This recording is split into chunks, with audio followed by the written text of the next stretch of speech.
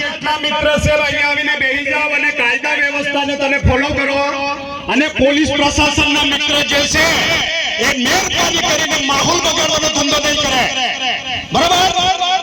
શાંતિપૂર્વક અમારો આદિવાસીનો કાર્યક્રમ છે અને શાંતિથી કાર્યક્રમ થશે. બિનજરૂરી કોઈને ડિટેન કરીને પોલીસ સ્ટેશનમાં લીધવાનો તમારો કોઈનો રાઈટ નથી. કાન ખોલીને સાંભળી લો, બરાબર? અને બધા મિત્રો અહીંયા આવીને ગ્રાઉન્ડમાં બેસી જાઓ. માહોલ બગાડવાના ધંધા મહેરબાની કરી બંધ કરજો. અમારો વિસ્તાર છે, અમારી વસ્તી છે, આ પાટલી અનુસૂચિત વિસ્તાર છે, બરાબર? એટલે કાન ખોલીને પ્રશાસન સાંભળી લે.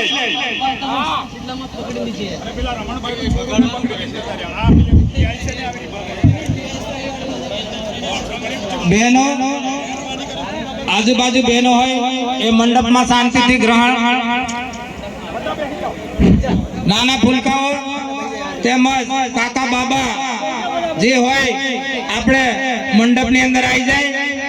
આપણે કાયદાની વ્યવસ્થા જાળવીએ મારા ભાઈ. ક્યારે કોઈ બંદોબસ્તની જરૂર નહીં પડતી અને અહીંયા કોઈ મેળો કે નાટક કે દારૂ પીને કોઈ ખોટું કામ તો કરતા નથી. એટલે ખોટી રીતે હેરાન કરવું એ દુઃખની વાત છે. અને પછી ગામડાઓમાં એવી અફવા ફેલાય કે સૈત્ર વસાવા સાહેબ આવ્યા હતા અને 2-3 જણાને પોલીસ વાળા ખાલી લીધા. એટલે એક તાકાત નબળી કરવાનું કામ એવું અમને લાગે. એટલે જેમ બને તેમ કાયદો હાથમાં લેવો નહીં અને આપણે આપણી રીતે, અને મારા સાહેબને બધા આપણા છે એટલે જેમ જાણે તેમ એ છોકરાને છોડી દે. બસ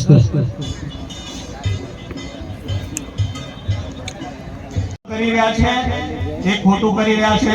તમારે એ 2 બાળકોને છોડી દેવાના, નહીં તો તમારું પોલીસ સ્ટેશન પછી તમે પોતે વિચારીને કહેજો અમને, અમે ગલત નથી. અહીંયા આટલા બધા માણસો છે, એમાં જે પોતે આયોજક છે એનો સન છે, એનો છોકરો છે, તેને તમે અહીંથી ઉઠાવીને લઈ જાઓ, વાંધો નથી. પણ આ પ્રયત્ન તમે બહુ ખોટો કર્યો છે અને સમય જતા તમને પણ અમે હેરાન પરેશાન કરશું. તમે અમને હેરાન કરશો તો અમે પણ તમને હેરાન કરશું, એટલે મજા આવશે નહીં. તમે જે પણ પદ પર હોય તમારી ગરિમા જાળવવાનો પ્રયત્ન કરો અને એ 2 બાળક છે એને છોડી દો. અહીંયાથી કોઈ ઇન્ફોર્મ કરે યા તો જેનો અધિકારી હોય એની જવાબદારી લે, પછી તમારા માથે ના આવે એવું ના કરતા.